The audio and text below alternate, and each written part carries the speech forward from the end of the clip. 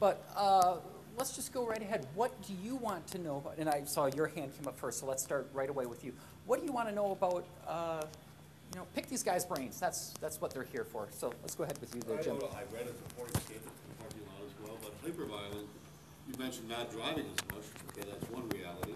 But can you talk a little bit more about some driving tips without going into too much detail, but just the kind of driving that you're talking about?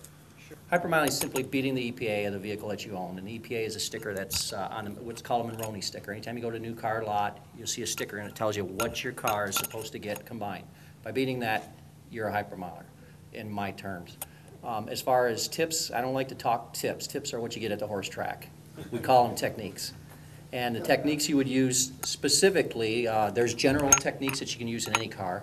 The Ford Escape Hybrid being a hybrid, and the way that it is, we have something called delayed glide entry, which you get just above 30 miles per hour. You let off, the engine will automatically shut off above 30. Below 29, it's a gimme. You use us. We have smart, I should call this low gear advantage and a double brake tap to get the engine to shut off. But if you go to 31 in a 08 or previous, it'll do that. 09's better than that. So we have plenty of tips. If you go and look in the right-hand side, we have a specific Ford Escape Hybrid technique section, and you'll read in there and you'll say, oh my gosh, there's a lot of neat stuff in there.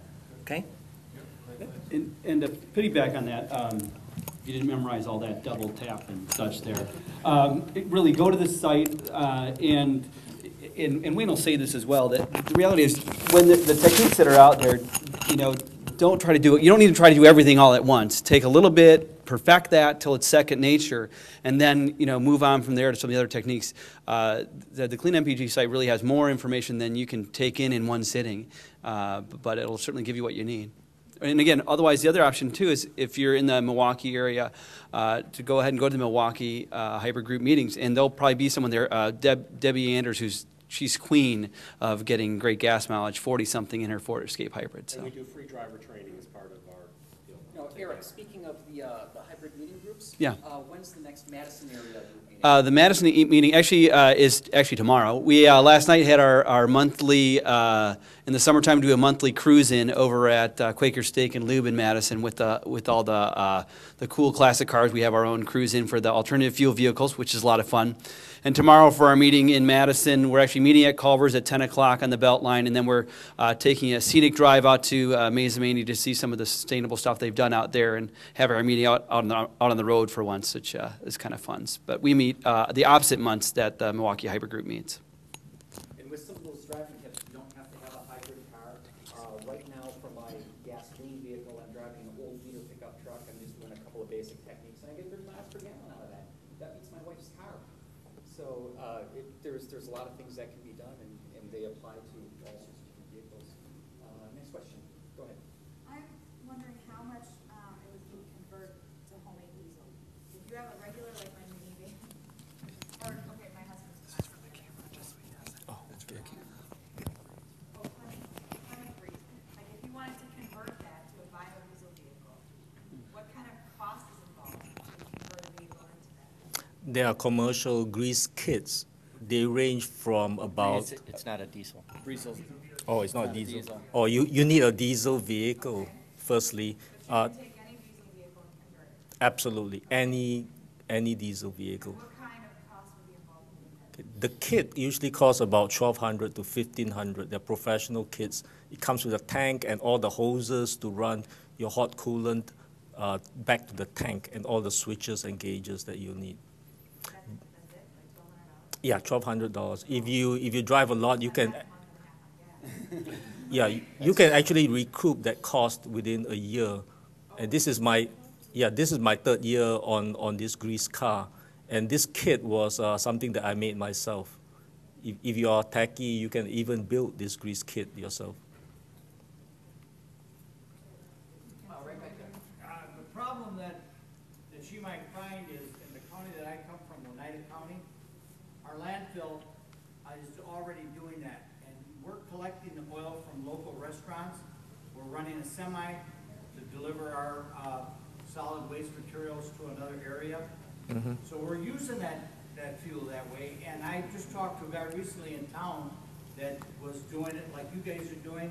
He's having a problem getting fuel because we, the county, I work for the county, as a county supervisor, we're paying 50 cents a gallon to pick that oil up. Before they were getting it picked up free. Now these guys, they're in competition with us. One of them came to one of the places that we were giving them 50 cents and offering them $1. So we no longer are getting the oil from that, from that restaurant. So there's competition up there, and you're gonna find that same thing here in the Milwaukee area when people start catching on, because I totally agree with this. And I think maybe probably the best way to go with is something like what you're talking about, where we train people how to drive their present cars to save mileage. Just remember, though, that a buck is a lot cheaper than $4. So until that comes closer, you know, it is still worth it for somebody that's got an older diesel that wants to convert it. Take a question right over here. Do electric cars receive the same horsepower, and are they slower in any way? Why don't you give that to Tim?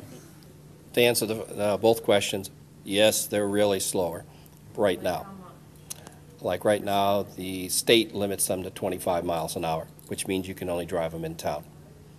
And that is the state law, and you cannot exceed that. That's like a moped. Yes, it's like a moped. It's licensed like a moped. Instead of paying $150 for 2 years of plates, you pay $23, which is the same you pay for a moped. Tim, talk about Tesla and Oh, well, and the A123. There are electric cars out there that can do highway speeds. Tesla is a good example. It's commercially available, long waiting list, but they're capable of doing well over 100 miles an hour and have ranges exceeding probably 200, 250 miles before they have to be recharged. Price gets to be an issue with them. They start at about $85,000 and go up. So, but it's changing. It's like anything else. The more you produce of something, the lower the price gets. Problem is, just like Honda made an Insight hybrid, nobody bought it. They quit making it. They said nobody wanted a 68 mile per gallon, 2-seat car, I guess, so. Yeah. So we as consumers have to buy a car before it'll be successful. And I think you'll find that once more and more electrics get out here from the major manufacturers, you'll see more and more of them because the price will come down. That'll be the key. I built a motorcycle in my garage. I designed it to go 45 miles an hour. You can make an electric vehicle go any speed you want. This vehicle up here can go over 100 miles an hour, and it can also go over 200 miles on one charge. It's also a very expensive car. I did get a chance to see it in person this summer, which was quite a lot of fun. And remember what we were talking about, that EV grin? It's there again. This car it's amazingly low to the ground. It's surprisingly hard to get in and out of, but it is an absolutely amazing car, and it is dead silent when it's running. So there's actually something out there called NEDRA, the National Electric Drag Racing Association, and it's people who get together and build and drag race electric vehicles, and there's some amazing vehicles out there. But unfortunately, right now in the NEV classification, those are limited speed-wise. Now, my motorcycle is designated as a 1981 Kawasaki, so I have no problems with speed, licensing, registration, anything like that. And that's one of the reasons why I'm doing the car conversion, because then it's considered a car. There's the Electric Automobile Association, which has a number of different chapters around the country. There's one down in the Chicago area, very big chapter. And there's also a southeastern Wisconsin chapter, which just started recently, which is a small but growing, and it's pretty neat. There's guys out there building vehicles. I personally know a guy who's got a Dodge Neon. He's a smart guy. He's making a 300-volt AC car. He's going to be able to drive to and from work all week and drag race with it on the weekend. So that's going to be a lot of fun. My project's a little bit more modest. One last thing to add about performance, that Tesla automobile, the electric automobile, will beat a Porsche GT3 or a Corvette Z06 from 0 to 60. So if you consider maybe a Porsche at $150,000, it's a pretty good deal to have something that's faster and has a chance to be refueled by renewable energy.